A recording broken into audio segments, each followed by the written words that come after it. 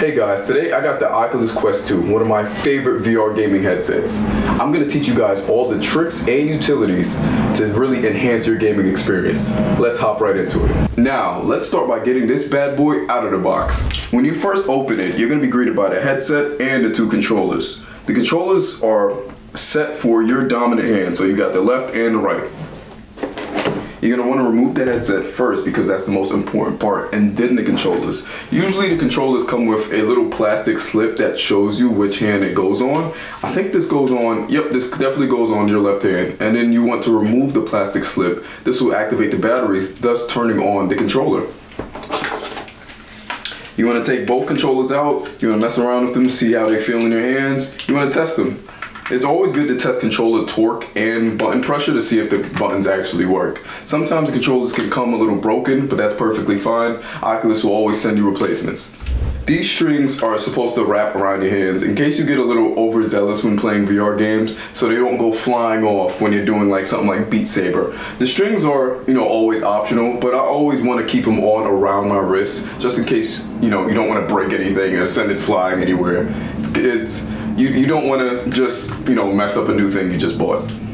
And when it comes to the helmet, it has an adjustable strap to fit over your head. Since I have an afro, it would be good if I adjust the strap a little bit bigger so it can fit over this big chunk of hair that I have. And also, it comes with these two, I don't know if you guys can see it, but it has two eyeglass panels into it. You can adjust the distance they have between your eyes, and it hyper focuses and make sure you can actually get a clear image while you're in the VR headset.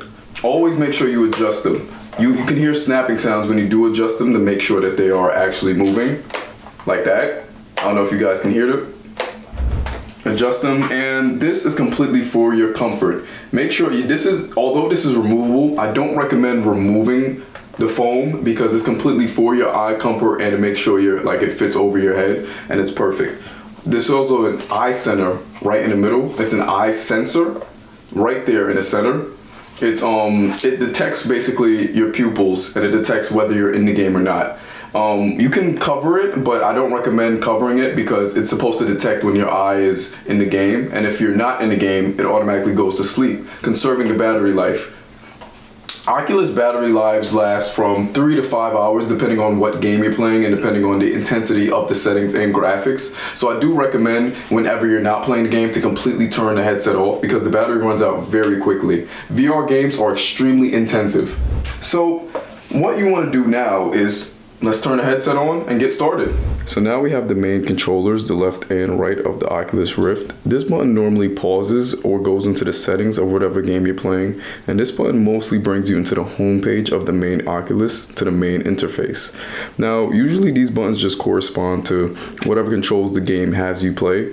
And then we obviously have the triggers, which most gamers or casual gamers know is whatever weapons or actions you're doing in the game, the triggers will normally be with the action. And then we have these buttons here. Now this button might confuse a lot of newcomers, but these buttons, like if your character has hands within the game, it activates as the main grip.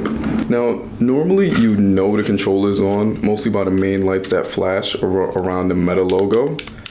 Usually the light flashes a few times that you know the controller is on. And you have the analog sticks. The analog sticks might be a little small for people with bigger hands, but they still feel comfortable after a while and you barely notice them after a few hours or even days of playing.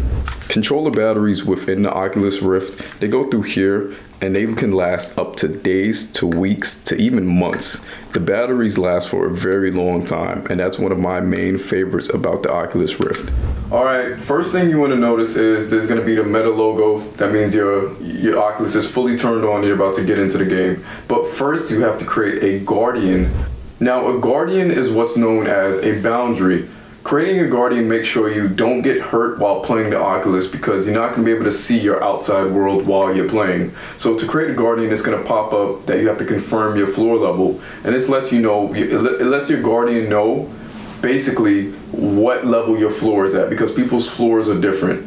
So what you want to do is put your controller to the floor to basically confirm your floor level, and that helps your Oculus understand and maintain your general floor level, your general area. Confirm after you confirm your floor level, and then you can define your boundary. You can hold this trigger on the right button, on the right controller, and it confirms whatever boundary you create around you. Or you can even switch to a stationary boundary, which is an automatic circle that you usually play sitting or standing. It's a small circle though, so be mindful of that. The stationary boundary doesn't move at all. Otherwise, you can do the room scale boundary, which is what we already talked about earlier when you define the play area. So as big as you can make this defined play area as big as you want it to be. Stationary is at a fixed size. I do recommend switching to stationary if you have a smaller room, but if you have more space, it's better for you to define a play area. I'm going to switch to stationary because I have a smaller space to work with, which is perfectly fine if I want to just stand in one area. You want to confirm, and then you're going to be loaded into the screen. Now, since this isn't a new Oculus Rift, you're going to have to make a Facebook account or link your original Facebook account to the Oculus Quest to be able to log in. And you're going to have to go to the Meta or Oculus website to do so as well. Now, what you're going to need when it comes to setting up this Oculus Quest is either a USB cable, a USB-C cable, I believe, and plug it into this side to connect to your PC, or you need to connect to the Wi-Fi to be able to connect your Facebook or Meta account to this Oculus Quest so you can fully log in and access some games you probably bought outside of the Oculus, or just access your account. When you go into the interface, you're going to be met by a ton of things. You're going to be met by the Wi-Fi in the quick settings, the time in the quick settings, and the battery life, all in the quick settings. You're going to see your profile right next to the quick settings, and under that, you're going to see notifications. You can visit your profile at any time to complete your profile, create your avatar, or even view your ad. You can change your ad, you can view anything. Once you go to the Explore page, it shows you all the latest news within the Oculus. From the newest multiplayer games, the top selling games, the quick access for VR apps like YouTube or the Rec Room, and even VR chat. Clicking on the Explore page, you see all the latest Oculus news, from the top selling games to even a quick access to VR games like YouTube VR and the Rec Room. It shows you everything, but you need to be connected to the internet to fully use the Explore panel, and you also need to be connected to the internet to use the store. The store shows you all of the hottest, latest VR games, and they all range from different genres, from shooters to horror to just recreational fun. From top selling, most popular, and new releases, definitely make sure to check out the store to really enhance your VR experience. And then right next to the store is people. You're going to meet a lot of mutuals and friends on the Oculus app, and they're going to be connected with your Facebook/Meta accounts. You can choose to add them or follow them through the Oculus app, and then guys can now connect and play VR games together. There's also a recently met section to if you're playing VR multiplayer games, it'll show up on your recently met. So you can add people if you guys had a good experience together. And then next to that is the requests. A lot of people want to request to follow you if you have a good presence in the VR world, so make sure to always check your requests regularly. Then there's the Messenger. Then there's the Messenger. The Messenger app connects to your Facebook, so you don't have to worry about messaging friends on one app and then going to another app to message them back. It's all together in the Oculus Rift. And then there's the personal chats that comes with the Meta. These chats can only be accessed using your Oculus. And you can send funny chats to people you met online, or even just invite people to games. And then we have the share button. Casting, take photo, and record video. To cast means you're basically going to put whatever you're viewing on the headset on a monitor or a phone. And then we have the sharing option. You see cast, take photo, and record video at the top of the interface. To cast means you can put your gameplay on a monitor or even your phone so people around you can watch what you're doing within the Oculus Rift.